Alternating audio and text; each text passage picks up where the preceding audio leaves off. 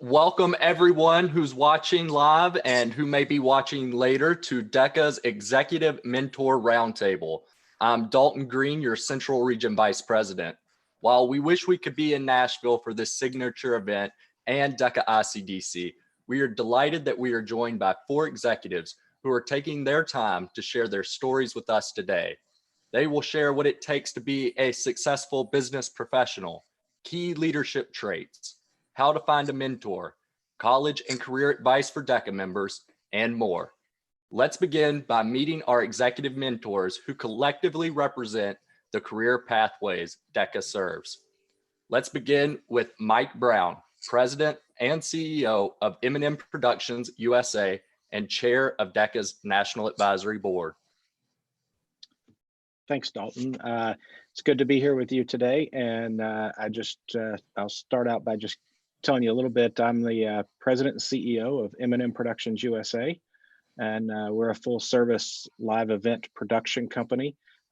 These days, we're a full service virtual event production company, and we do end-to-end events for large corporations, associations, across the world, across the globe at this point. So I started my where I got where I am is I actually started my business in high school and competed in DECA, went to ICDC with a business plan to create the company that I have today. So I owe a lot to DECA, and I'm very passionate and applaud you for taking your time to be here to each and every one of these attendees today. Next is Praskovia Matas, Director, National Accounts at the Nashville Convention and Visitors Corporation. Thank you so much. Praskovia here. First, I want to start by thanking DECA for giving us this opportunity to be a part of this, since we miss you in Nashville dearly. How did I start this hospitality management career? So as a Director of National Accounts for the Convention and Visitors Bureau in Nashville, I handle all groups that are in the Mid-Atlantic region. So my responsibility really is to bring conventions from DC, Maryland, and Virginia area to Nashville.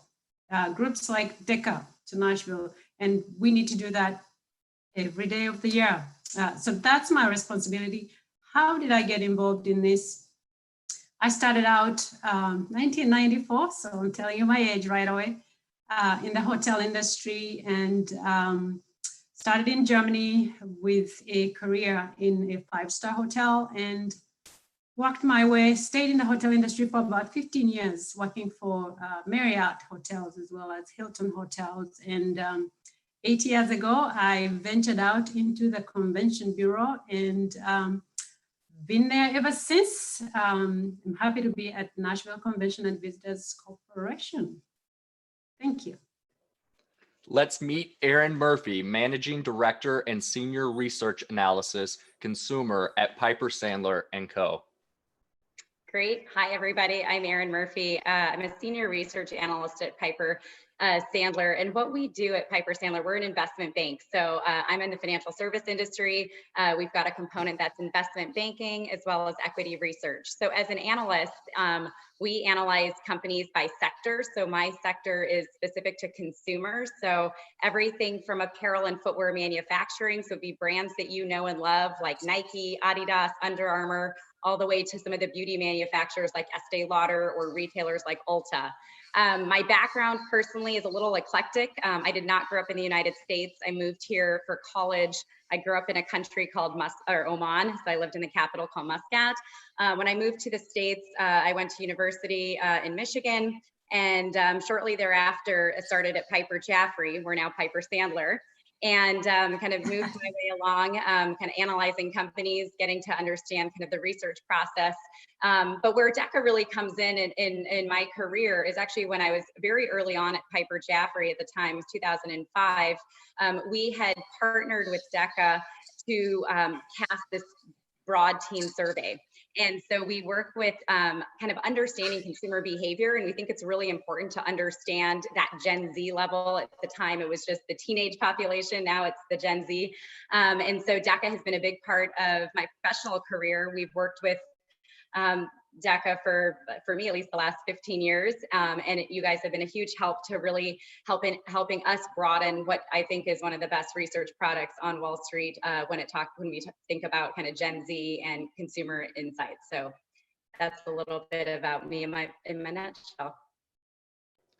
And finally, Dave Cesada, Vice President of Education and Corporate Responsibility of Intuit. Hi, everyone. Nice to meet you all. So for those who aren't familiar with Intuit, Intuit's a global financial management organization best known for products such as TurboTax, QuickBooks, and Mint. And in my role as VP of Corporate Responsibility, I focus on ensuring our business model includes having a positive impact on social and environmental issues such as education and climate change. And as far as how I got here, it certainly was not a straight line. While in college, I was fortunate enough to be able to land a marketing internship with a startup that was focusing on selling software to schools, which was new at the time. And the great thing about working for a successful startup is you get to wear many different hats. So over time, I not only was able to build and lead a marketing team, I learned a lot about product management and business development, and then was able to use that experience to help build an additional startup, and then ultimately lead and start 2 additional companies, all in the education space. So I learned a lot from those experiences, including what made my heart beat fast, which for me was really about building high-performing teams and organizations. So fortunately, through a connection that I had built with a gentleman by the name of Brad Smith, who was the CEO of Intuit at the time, I learned about a new role at Intuit that was around creating and building and leading a new education organization for the company. And that was over 2 years ago, and joining Intuit's allowed me to ultimately do the very best work of my life. Awesome. Thanks again to our executive mentors for taking time out of their schedule to be with us today. Let's begin the Q&A roundtable. Our first question is, what is your most important professional accomplishment? And we'll start with Mr. Brown. Yeah, so I can say my most important professional accomplishment, I can honestly say probably is when after building a company for years and years and years and really trying to do the right thing and giving back, is to get recognized for that. Not that that's what we go for, but we just won a large prestigious award for our region in this past year. And we've won a lot of awards along the way for Inc. 5000 list and all these things, which are very important. But the one that really means the most is the one that was called the Impact Award, and it's for our whole region in Eastern Tennessee where we're headquartered. And so really, I think just the accomplishment of really feeling like you're doing something good through your business in the world is kind of where I lean with that. And next, Ms. Matos. So I could look at it differently in terms of awards, like Mike mentioned, or in terms of accolades and all of that, but I'm going to take it in a different direction. In the hospitality industry, team effort is key.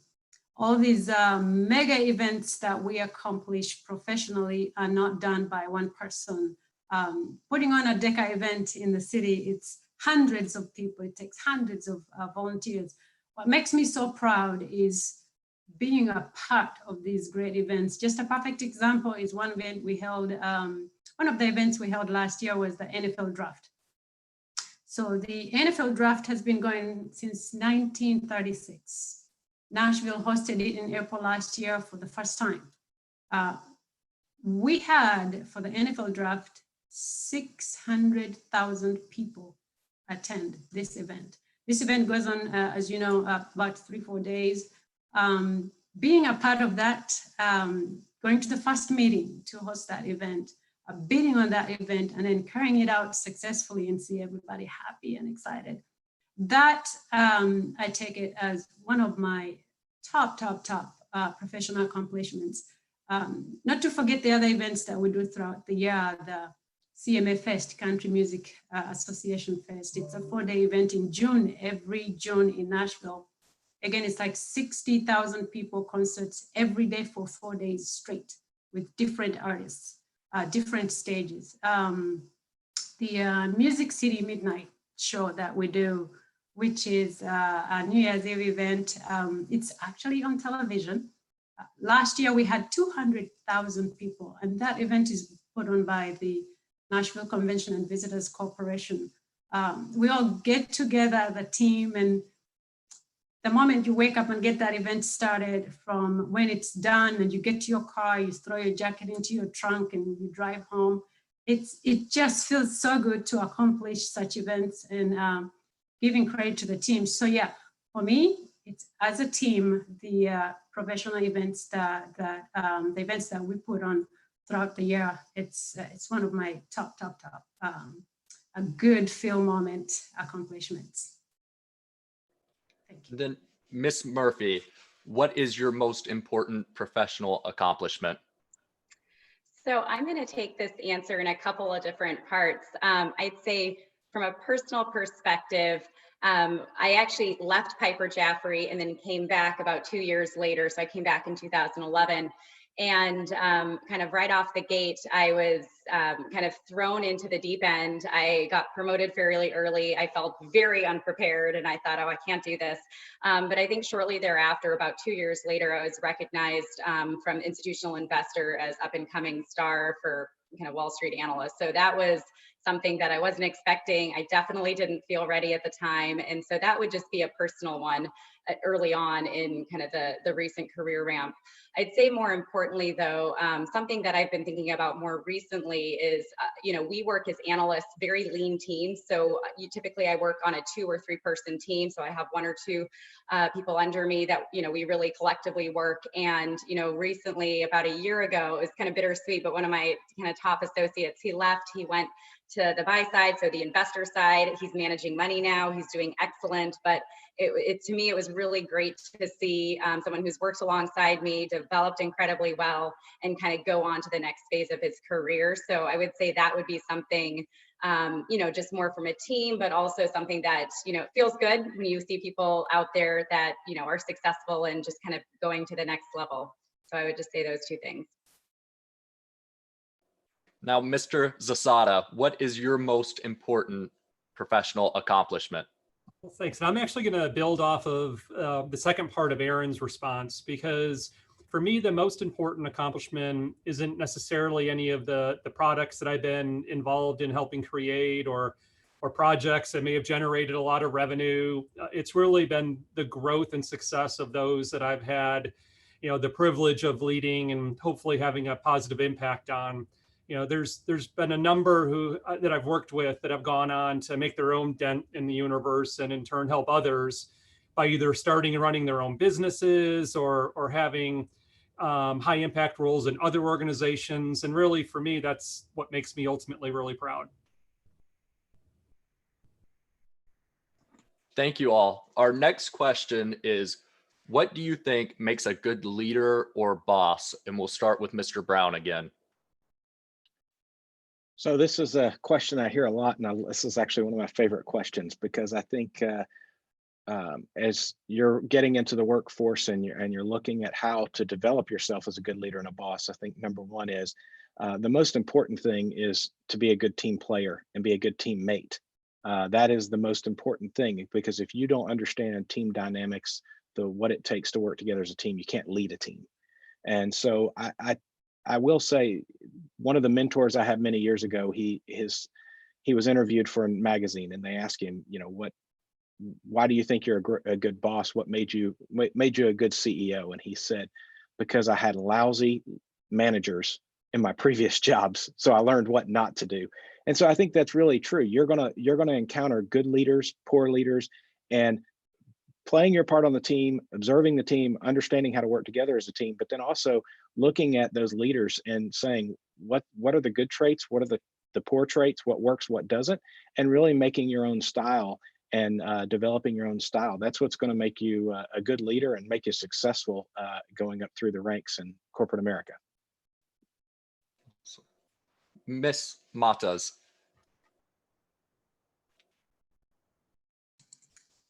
I agree with Mike's response, and just to build on that, teamwork is key, as we know in my industry, but also a good leader, a good boss is a boss that inspires you to do more.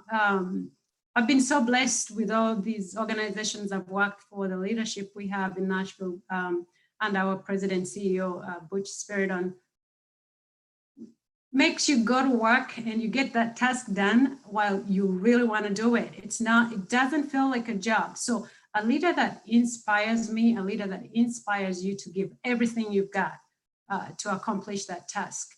But also a leader that is honest and fair and treats everybody equal so that everybody on the team has the best shot at the pie, at feeling better and getting better. The one that brings the best out of you, the leader that brings the best out of you. That's what I consider a good leader, a good boss. Thank you. Ms. Murphy, what do you think makes a good leader or boss?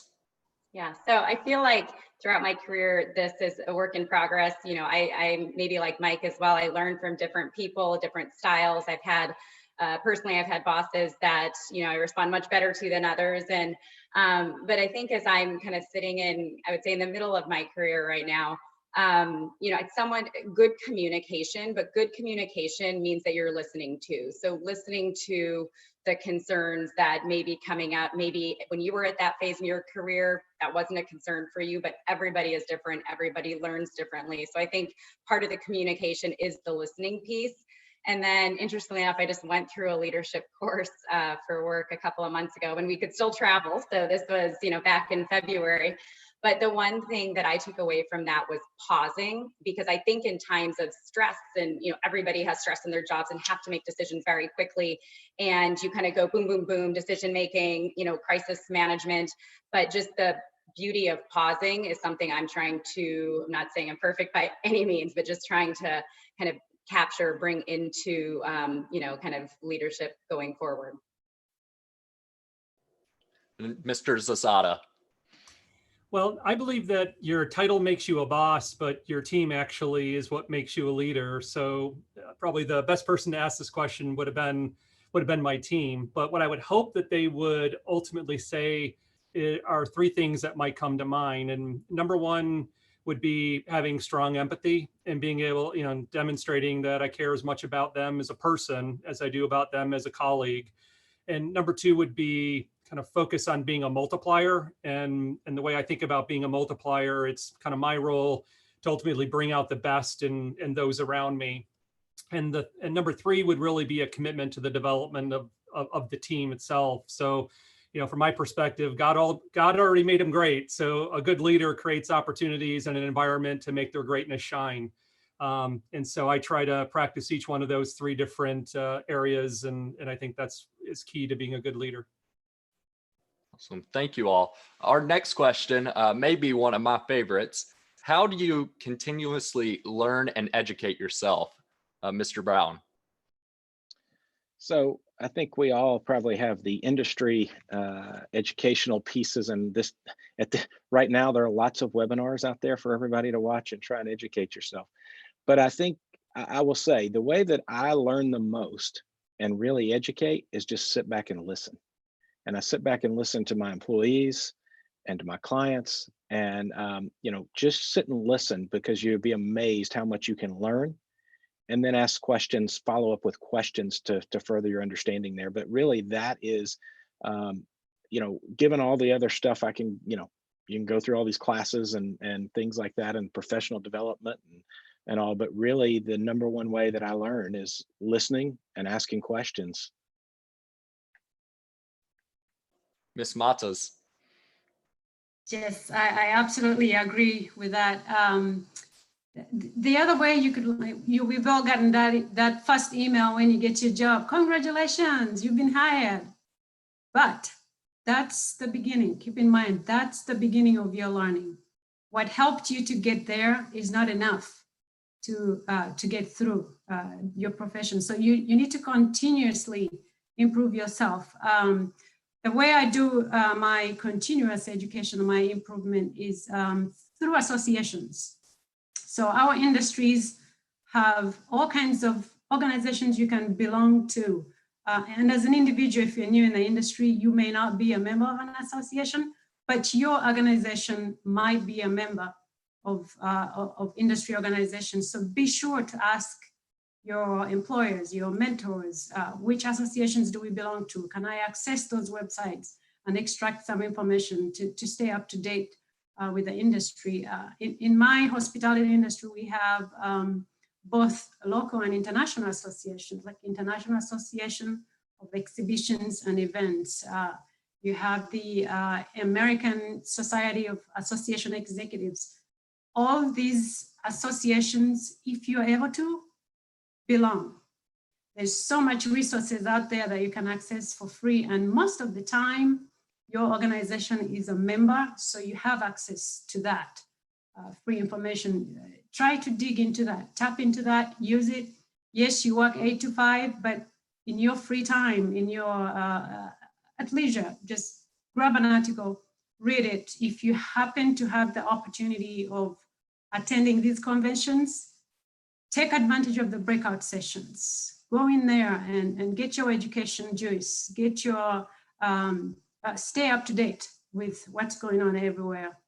If you need to do some continuing education, like designations and things like that. Now, this may come with seniority. Your first year at the job, you may not be able to qualify for that, but check with the organization and see if there's support from the company to do that continuing education, and when would that be available for you? That's key for me, and I try to keep up with the industry that way. Thank you. Ms. Murphy, how do you continuously learn and educate yourself? Yeah, so I think from my perspective, I'm a experiential learner. I love to learn from other people of all different walks of life. So as an industry analyst, it could be, you know, connecting with maybe informal mentors, different CEOs of different companies that I'm speaking with. It could be talking to a brand new out of undergrad investor that's starting on the buy side and I'm learning from them. So I really love to learn from other people of all different walks of life. I think it challenges me intellectually. I learn always a new perspective, particularly as I spend a lot of my time in normal life on a plane and internationally. So, I mean, one example, when I was very early on, back in 2012 and had just been promoted into my current role, I spent 4 weeks, you know, actually 3 weeks, 2 in Europe, 1 in Asia, just like literally meeting with everybody in the supply chain to store associates, just to understand kind of how the jigsaw puzzle of retail is fit together. I learned how to make, or how the silk making is done in China. So it just, and I literally just went almost like a door-to-door salesman, except I was just learning. So for me, that's very helpful, just experiential, getting out there, rolling up my sleeves and figuring out, you know, what I don't know and how I can just learn from someone else's perspective. So that's probably more my MO. And Mr. Zasada. Right, and I agree. I love this question as well. This is probably my favorite, and that's probably because I believe it's actually more important to have a high curiosity quotient or a CQ than a high IQ. And so I try to continuously learn in a few different ways. You know, the first is I have always tried to learn to treat failure and success the same, as a chance to learn. And then second, I agree with Mike, you know, in his comments around listening. I try to proactively listen as much as I can. I believe God gave us 2 ears and 1 mouth for a reason, and we should use them in that proportion.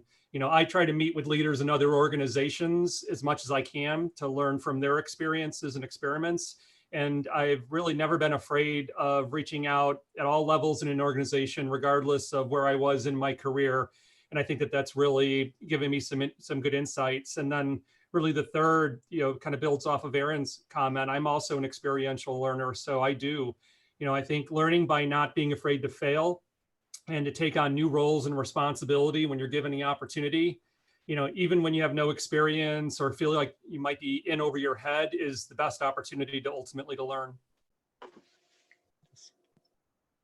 Our next question is, how do you set and achieve goals for yourself professionally? Mr. Brown. So you asked the entrepreneur about setting goals. You know, we're all big dreamers. And so that's it's one thing I laugh about is you set a goal and people go, oh, we can do that. And then I go, wait a minute, no, we got to reformulate this. It's got to be dream big, right? But really, I think that is the truth. Is from an entrepreneur standpoint, that we're known for that. Dream big. Dream. It's, to me, it's not a goal unless somebody says, "Are you really think we can do that?" Because we're going to go and we're going to achieve that goal together. If it's something that's easy, I'm not as motivated, and I can see that the team's not going to be as motivated unless it's something that's going to challenge us. And so I think that's the key to setting the goals. And I think the other thing about setting goals is being fluid, being adaptable. Just like, I had goals, we had goals set in our industry, and in a live event production, pretty much in about 3 days, went away a couple of months ago. So we had to change those goals, and we had to be fluid, and we did that, and we're achieving our goals now, and so we're making more. And so I think that's the key, is to achieve that goal, and then when you achieve that goal, take just a moment of time to really enjoy that you achieved it. But you should already have another goal in mind and be going towards that one at that point. So I think just being fluid and reach for the stars. Go for it. You'll be surprised what you can do. Miss Matas. Yes, those are very good points, Mike. How do I set and achieve goals? So for me, there's 3 things that have to happen. Choose a goal, first of all. Know what you're going for. Choose a goal. Number 2, identify steps. How are you going to reach that goal? Steps, how are you going to reach that goal that you set? And then number 3, set a timeline as to when you want that achieved. In a way, this applies to professionally, but also privately. If it's a hobby, let's say you want to run a marathon, pick which marathon you want to run. So that's choosing a goal. Be realistic. Don't just sit here and say, okay, I want to do 100 miles. Give it correct amount of time. So choose a goal. What do you want to do?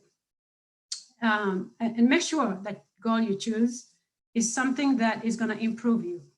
A goal that's going to make you better, whether it's education, whether it's something that separates you. There's a lot of us in the industry out there in the world. If there's an opportunity there to be, let's say a job application, there's going to be 100 people applying for that. Once you all get out there in the world, you want to be better. Choose a goal that improves you, what you're trying to achieve. Identifying steps. So if it's a marathon, write a schedule. How many miles do I need to run a day to get to 26 miles? The same with your education goals. If you're going after, let's say, a CEM, a certification in your industry, how long does it take me? How many steps do I have to take to achieve that goal? Can I achieve it for free? Do I need to pay to achieve that goal? Where does that money come from? Does my organization help me to cover that? So identifying the steps to getting to that goal is key. And then you tackle it.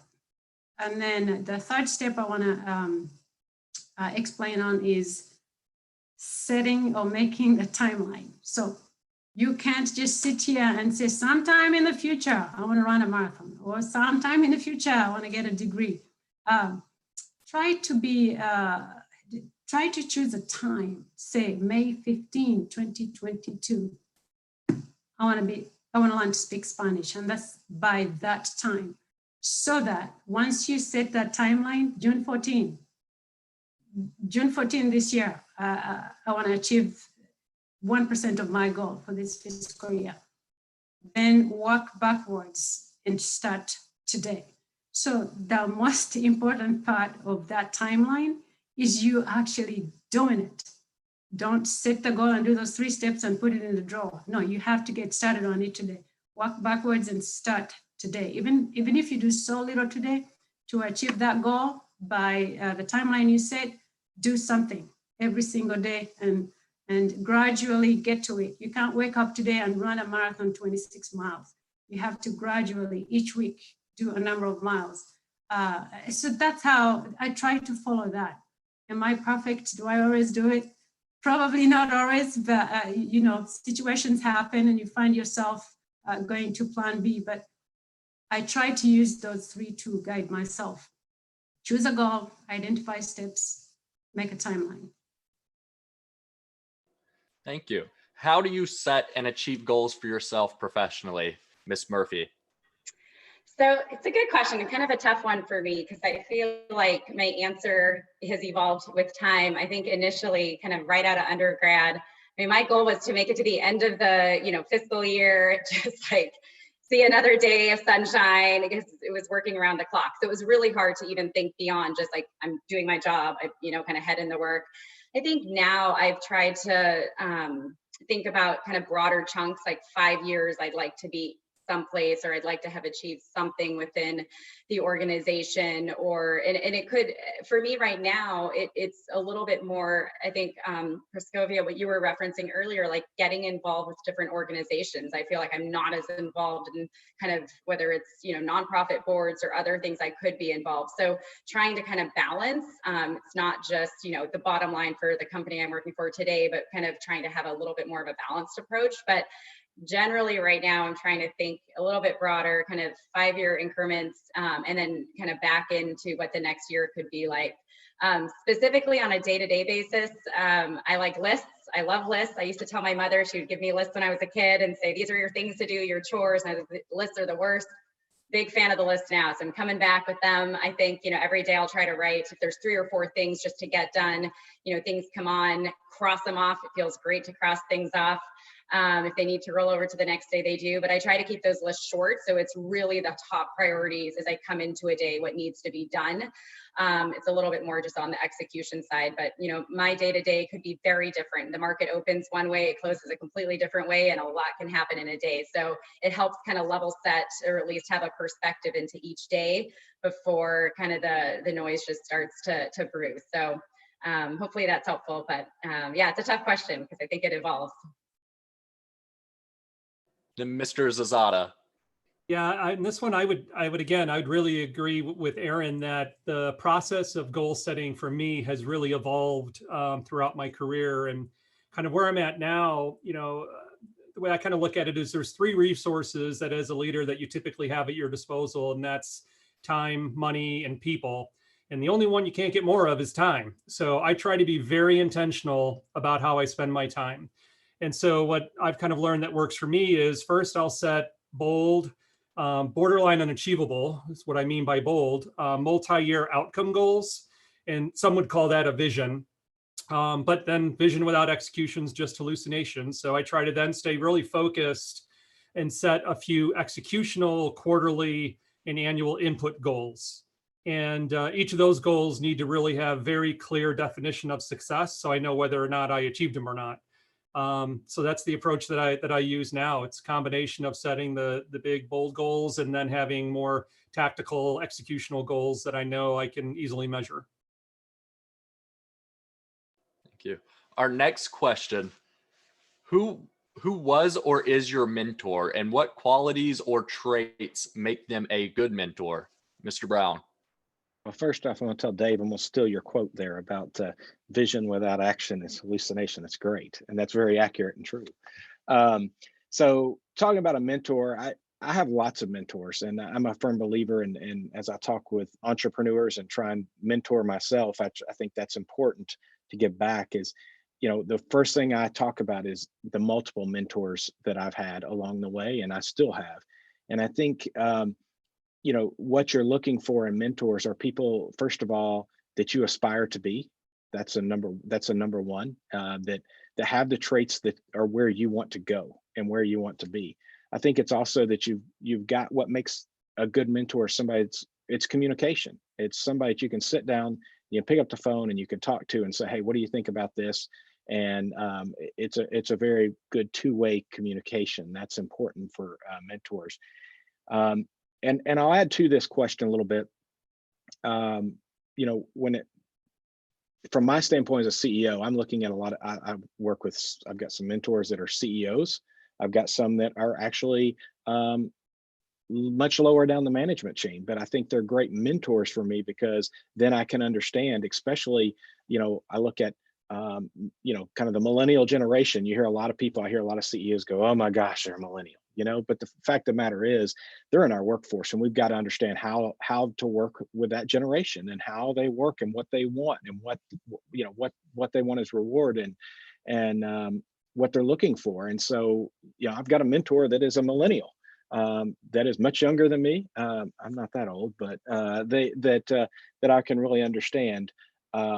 And I'll take the next piece to that question. I'll add on to that question and say, where do you find a good mentor? Because it took me a long time to really understand, and it'll kind of dovetail, I think, on down into some of the other questions. But you never know where you're going to find a mentor. And I tell people, most people want to look in their market segment, right? So, they would think, well, Aaron's going to look in the financial sector for a mentor.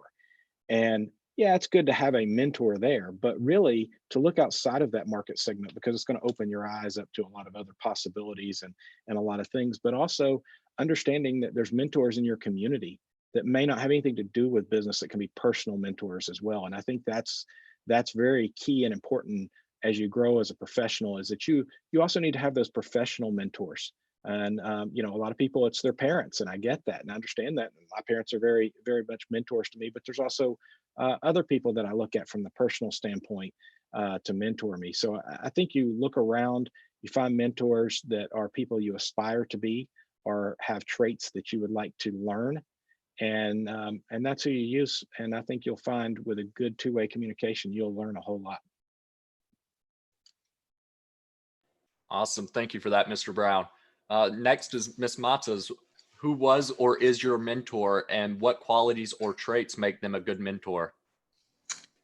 So I've been blessed to work in different cultures, different environments. I've always been in the hospitality industry, but in Germany or in Switzerland or in the United States here in Nashville, there are several mentors all along that have helped me really do what I do today.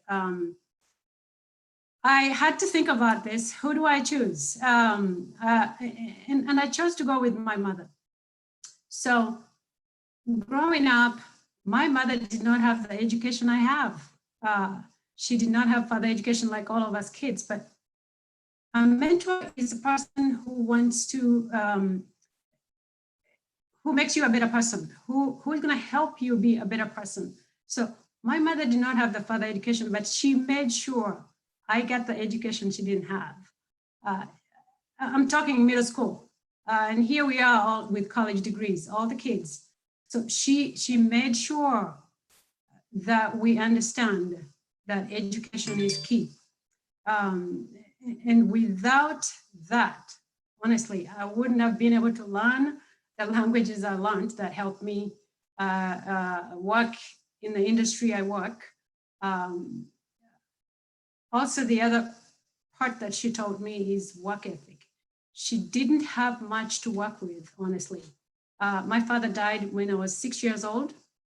There was a lot of us kids, so my mother raised all of us by herself. But this girl, and I'm gonna say it that way, she made sure we all had our tasks to do. We all had work to do in the house.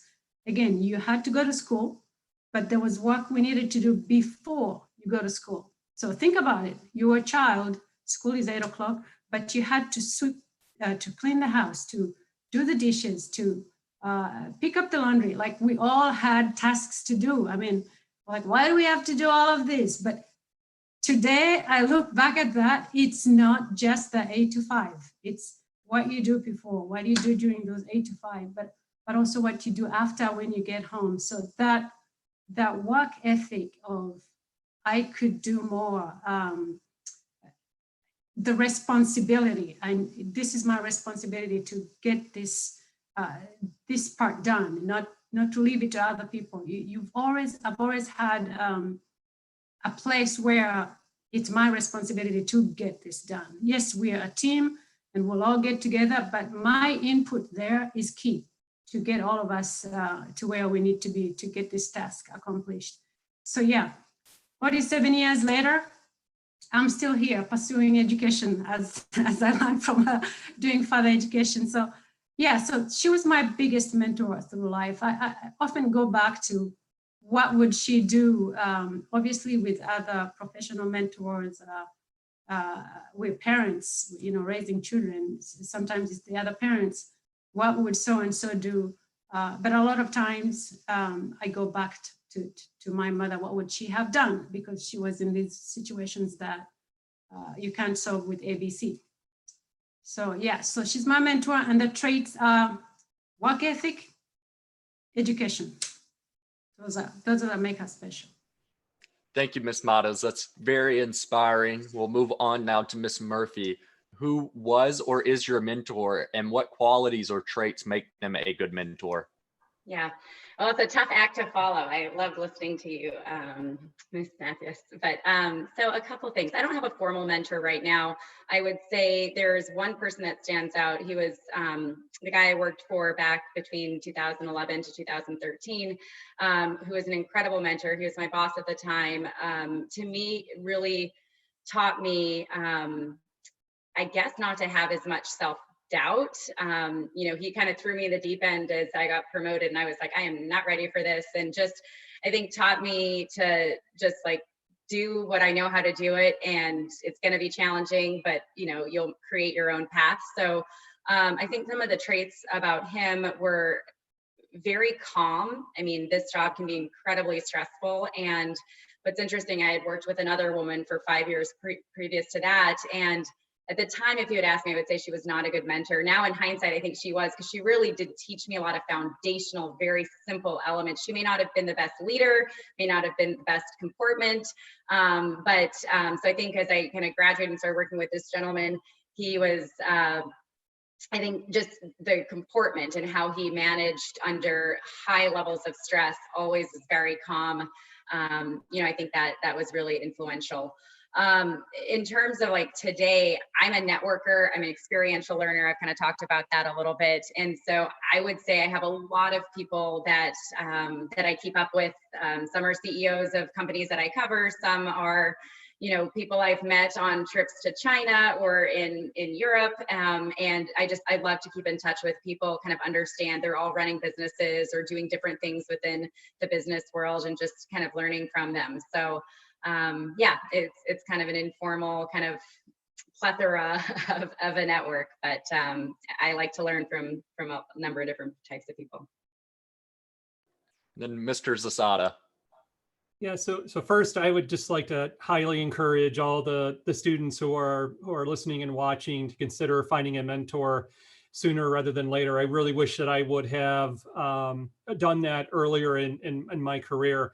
And I really loved what Mike had said about finding a mentor you aspire to be, because I think that really helps point you in the right direction, and ensures that those that you're going to work with really have the same values and that you have as well.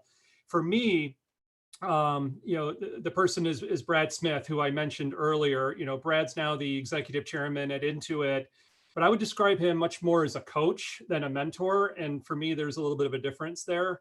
In terms of qualities or traits, I've worked with, worked for my share of successful people who were not necessarily the nicest people, but in Brad's case, he's really living proof that nice guys can finish first. So, to Mike's point earlier, in Brad, I saw a mentor that I actually aspired to be. You can learn just by observing, Brad leading a meeting, planning for a speech, even just kind of, interacting informally with people. He always leads by example. He's meticulously prepared. He seeks to understand before, seeking to be understood. And, when I'm getting coaching one-on-one, the traits that I really appreciate is, first of all, he's always present. There's never a phone or a computer in sight. It's always very focused. He coaches versus judging, which I think, again, there's a difference there. He's able to kind of point out blind spots that I might not be able to see in myself. And then he holds me accountable. So, and really the final thing is, he's not a coach because he was asked to be a coach. He actually believes it's his responsibility to coach others. And, you know, as an example, he likes to quote a line from, you know, a song by Tim McGraw. And for those who don't know who Tim McGraw is, he's a country music artist. And, you know, and the line says, when you get where you're going, don't forget to turn back around, help the next one in line, always stay humble and kind. And I think that really reflects kind of why he's a great coach. Thank you all for that. I really liked what you said, Mr. Zazada, about it's very important to find a mentor sooner rather than later. I think that's true for anyone. But moving on to our next question, what is the single most important piece of advice you wish you knew when you were in high school, Mr. Brown? So I think that would be, you know, first of all, my dad gave me a great piece of advice that I never listened to, and that was, you need to shut up and listen. But that one was very valuable. But really, I think the most important piece is that every single person you encounter and you have interaction with, both in your personal life and your professional life, the biggest thing is to understand that they can have an effect on your success personally and professionally. And there are going to be people that you encounter, you're gonna be like, no way, what do they know? Listen to them. And you don't realize until 10 years later, you turn around and you go, wow, what they told me then has really helped me along the way. And I'll take what I see with today in our society with social media, and I'm going to use a quick little piece here. I'm going to try and make this quick. But I have a friend of mine that is an entrepreneur, and she, you know, all of a sudden she dropped off of all social media, and so the next time I saw her, I said, you know, what happened to you on social media? That's how I followed you. And she said, I was standing in line at Starbucks, and I was standing there, and I was on my phone doing all my social media, and we get up to everybody's doing the same thing, and we get up to pay and get our coffee, and as she's walking out of the restaurant to go back to her car, she realizes that the lady standing in front of her was the CEO of a company that she had been trying to get into as their ad agency for about 3 years. And she's like, I missed a golden opportunity right there. And so that's the best piece of advice I could say is engage people around you. That networking is key. Our society is still built on relationships, especially in the business industry, and especially in hospitality and tourism, where we sit as well. But understand that there's nothing, that piece of advice I would say is there's nothing more powerful than a one-on-one relationship with people in your success. Miss Matas. Yes. I like what you said there with hospitality networking. That is key. That's not something I thought about in high school. I just wanted to do my grades and do my sports. That's it. But networking is key. I agree with you. The other part that's really important to for all young people listening out there to start today is believe in yourself. There's so much you can do if you believe in yourself. Have the confidence. You don't have to be like other people. You don't have to do what other people are doing out there. We all have our own path. As a runner would say, run your race. You might be running a marathon, somebody comes flying past you. Just keep at your pace. Just believe in yourself. Do what you're doing. You don't have to drop everything and then get on to catch up with that person, because you might find them actually ahead walking and you just go past them as you continue with your race. Be confident, believe in yourself, but also we talked about mentors. Find a mentor. It's never too early to find somebody who can guide you through. High school age, we did have mentors, but we just happened to run into one. We didn't make an effort to find somebody, to connect with somebody, to seek advice from that person. So it's good to do that right now, whether it's your teachers, whether it's your other organizations you belong to. DECA is really a great resource. find a mentor and start building your brand. Start building your brand. Know what you want to do. Think about those things right now. You don't have to keep going back and forth because so-and-so is doing that and so-and-so is having that. I want to be like that. And no, I want to be like that. But start building on your brand. Be sure you think of what you project outside as you make these decisions moving forward in your career. Thank you. Absolutely. Now we will move on to Miss Murphy. What is the single most important piece of advice you wish you knew when you were in high school? So when I was in high school, there was no social media. We did not have cell phones. It's a little bit different than today. But I think the advice would be the same is you have to just try, and it's okay to fail. I think now, just as we all have Instagram and there's so much social media, there's this picture perfect kind of view of what, you know, progression should look like, what career advancement should look like, what success looks like. It is very different for every person, and it is not linear. And so don't be afraid to try. Don't be afraid to try many things.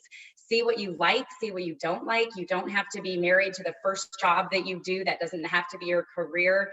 You know, you can learn from every single experience, and some of those experiences absolutely will be failure. And it may not just be a step back. It could feel like 3 to 4 steps back, but that's okay. You know, if you're reflecting, if you're kind of learning along the way, I think that's very valuable. So don't be discouraged, I guess, by maybe what it feels to be this, like, you know, push, particular with social media, towards what perfectionism is or what the ideal world or career is, because that's not real life. So I just try and just keep going for what you want to do in life, and it's going to change, but that's okay. There's a lot of beauty in that, and there's, you know, a lot of untold successes in an unlinear path.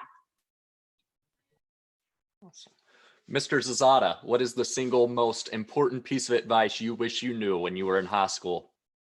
Yeah, well, clearly a couple of common themes here, because I believe, first of all, never, ever underestimate yourself, because plenty of others are going to do that for you, as you'll find throughout your career. So you have to, in particular, make sure you never do that. And I agree with Aaron. Don't be afraid to try different career paths, you know, or experiment with an idea you have to start your own business.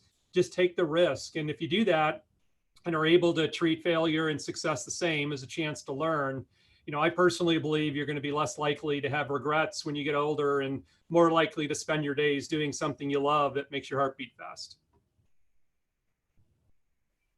Awesome. Thank you all. This will actually conclude our Q&A, but I would again like to thank all of our executive mentors who joined us and took time out of their schedules to share their stories with us.